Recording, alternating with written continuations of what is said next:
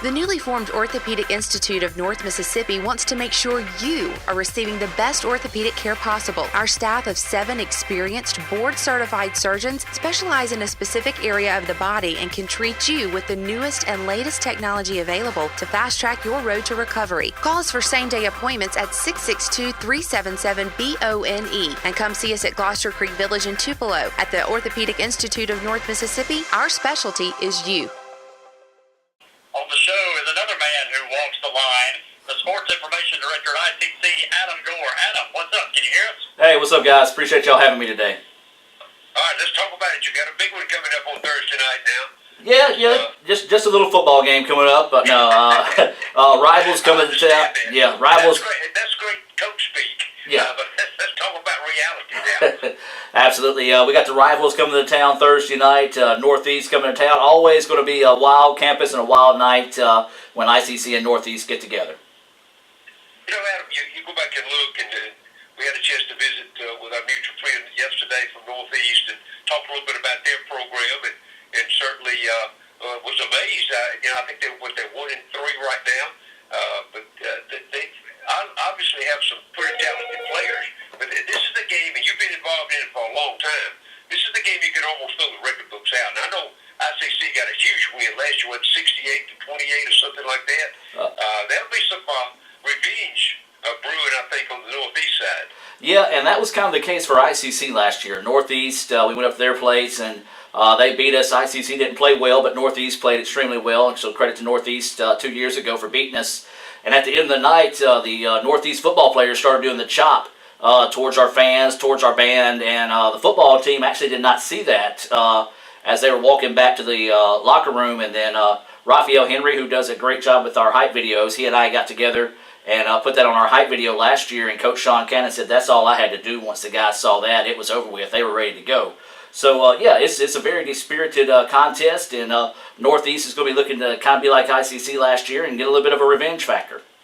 I think so. Let's talk a little bit about ICC's program. Talk a little bit about Sean Cannon and his tenure there and how this program has evolved, basically, Adam, since you've been in charge in the last couple of years.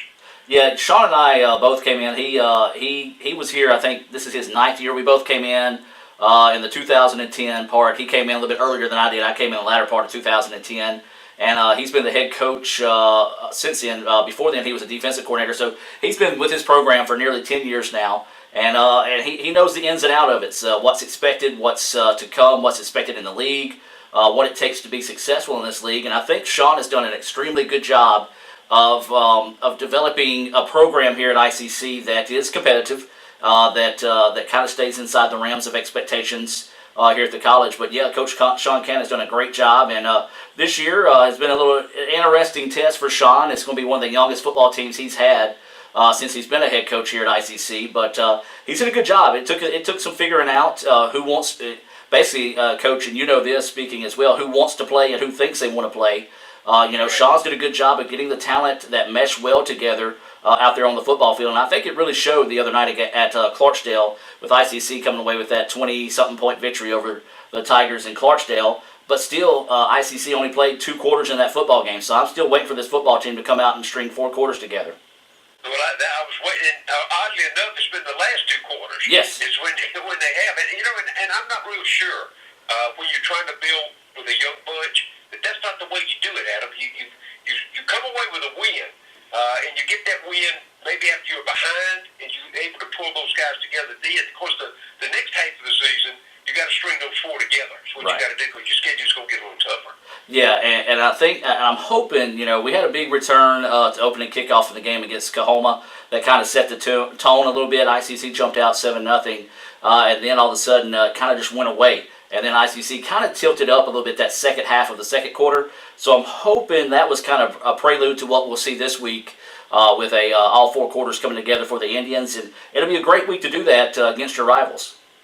Let's talk a little bit about the recruiting process. I always get back into that, and we've done that with you before, but here we are now into the 5th game of the season. The half the season's almost over.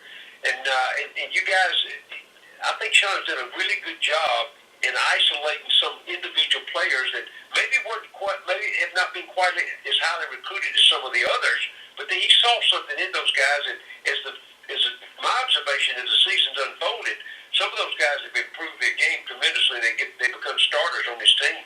Yeah, Sean's had a very unique background of coaching college football. He played on that national championship team at Delta State, was out at North Alabama as an assistant coach, was out at New Mexico Military as an assistant coach. So he's well traveled and has been under a lot of different head coaches over his years. So I think that pedigree has helped him kind of develop as a head coach, where he can go out and see maybe stuff that normal people wouldn't see in a player. If this kid just had this to push him over the edge, he can be great. And I think Sean and the rest of the coaches do a really good job of not only looking at talent, but evaluating and discovering the potential of talent, if that makes sense. Because they have come through with a lot of guys and have traditionally sent players on to the next level, whether it be D1, D2. They usually coaches that come to recruit at ICC know they're going to get quality athletes, and that goes back to Sean and them just going that extra mile, doing their extra homework, and figuring out who's got it and who don't.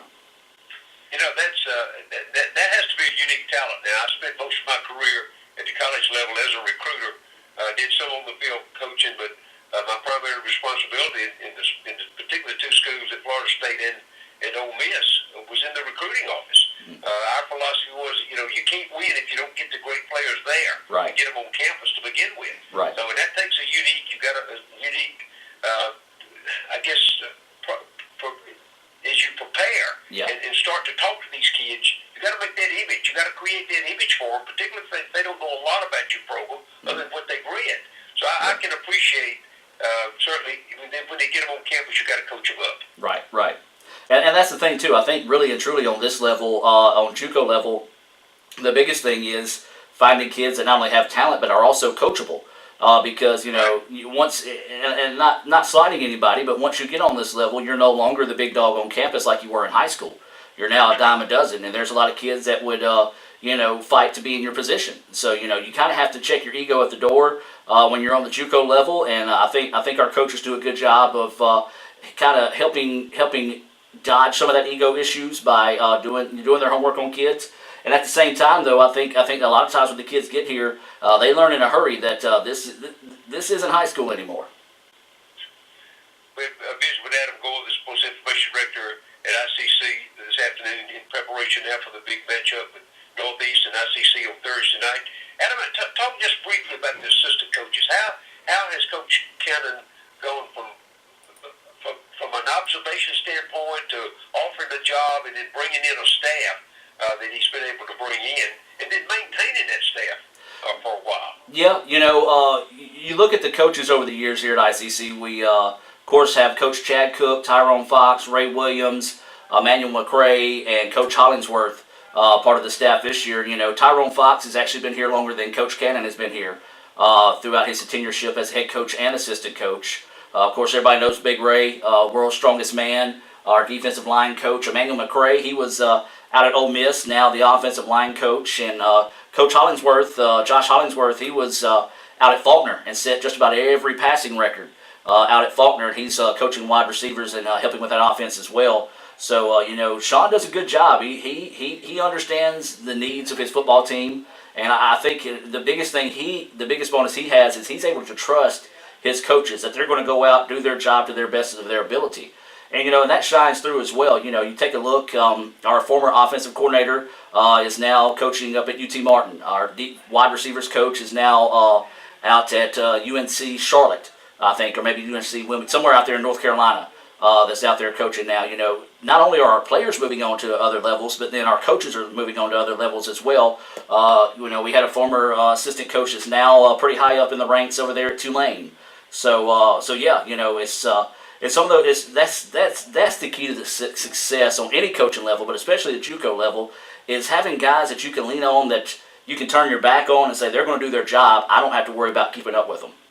I'm glad you brought that up, Adam, because we talked about that last week when you stopped by in the studio with us. That it's really neat for me to sit in the press box and watch during the game that Coach Cannon has such trust for his assistant that he can go work with his guys on defense, and he is the defensive coordinator, and he trusts Chad Cook enough to run the offense on his own, kind of unmonitored. And in the same way, it's not just Chad running the offense, but if Ray needs to pull the defensive line off to the side, he can talk to them. If Tyrone needs to go off to the side with a couple of guys, he can do that.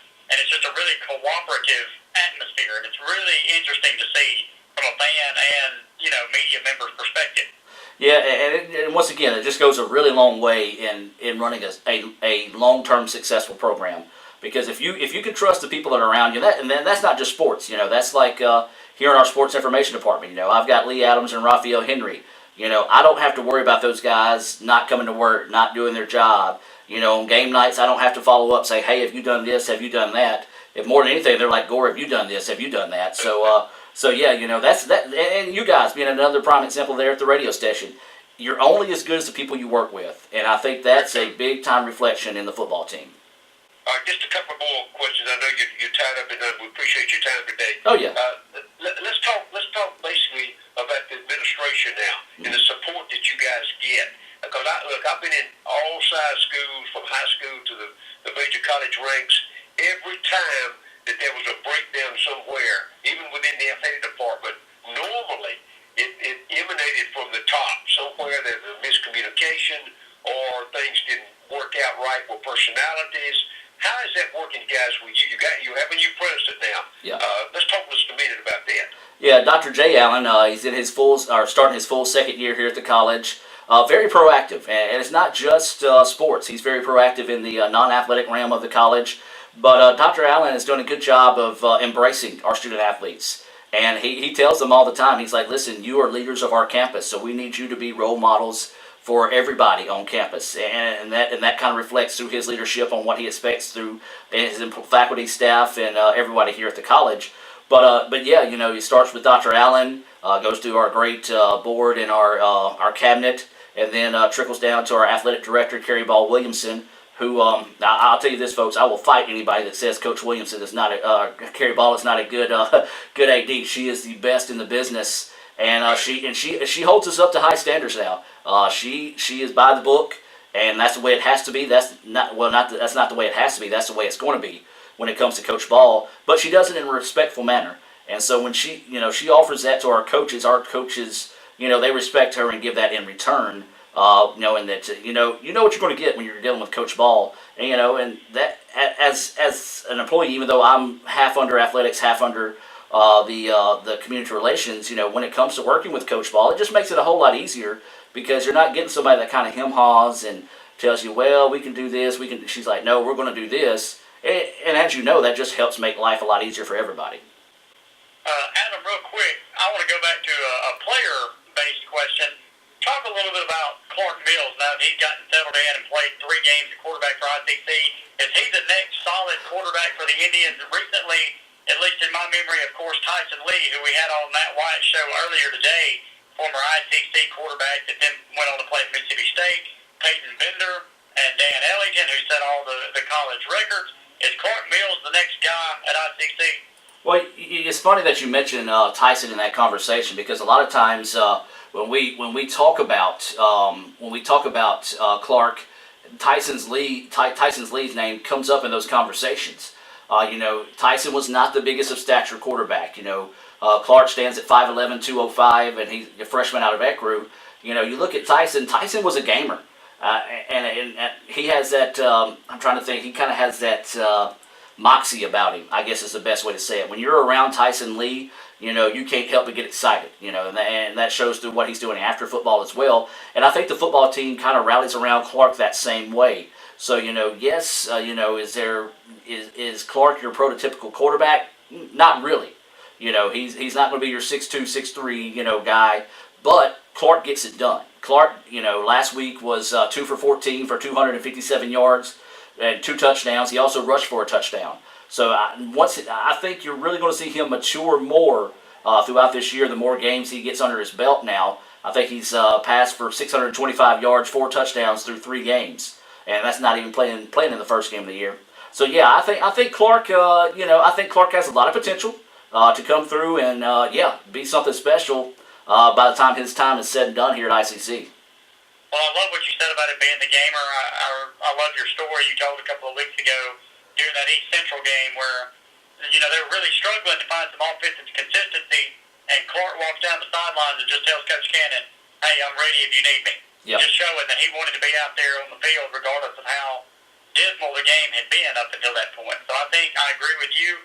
I think he's got a good opportunity to continue to grow as a quarterback and a player, and he's going to fit in Chad Cook's system really well. So I'll be looking forward to staying in the press box with y'all the rest of the year and watching to see how they progress moving forward.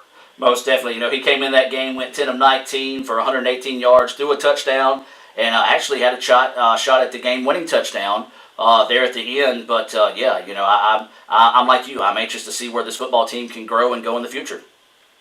Let's wrap it up with Adam Gore, this Sports Information Director at ICC. Run through the series of events that will take place coming up on Thursday night. All right, so it's going to be a busy day here in Fulton. It all starts at 4:30. We're going to have our community tailgate. That's a free event that's open to the public, so all you need is 3 people to man your tent. You can obviously have more, but you can visit letsgoicc.com, go to the bottom right-hand corner of that page to the Orthopedic Institute of North Mississippi's ICC Spotlight. You can register your team there, free to the public. All you got to do is have ICC pride and some type of way to tailgate. The winners of that tailgate will be honored at halftime.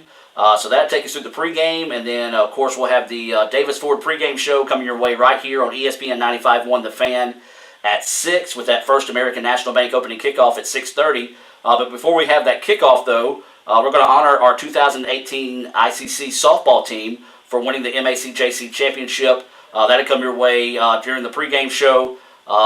And, of course, they'll have a private ceremony honoring the players in the Davis Event Center before the game.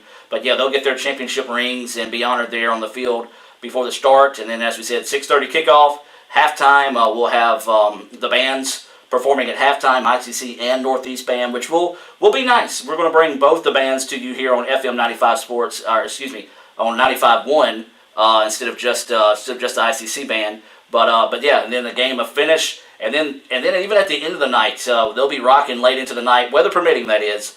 They have what they call the Battle of the Bands between ICC and Northeast. They just sit in the stands, go back and forth for each other for about another 10-15 minutes at the end of the night. And hopefully by the end of the night, it'll be an extra special night with another ICC win. Adam, as always, we certainly appreciate you taking time this afternoon to kind of run through and give us an update. We look forward to maybe having you in the studio, at least maybe have you and Coach Cannon on one afternoon in the next couple of days. Absolutely. I'll see you guys for sure Thursday, and I think Coach Cannon said he's good for Wednesday, so I'll text you or just give me a call at the end of the show. I'll do that. Thank you so much. Thank you, Coach. Y'all have a good one. All right.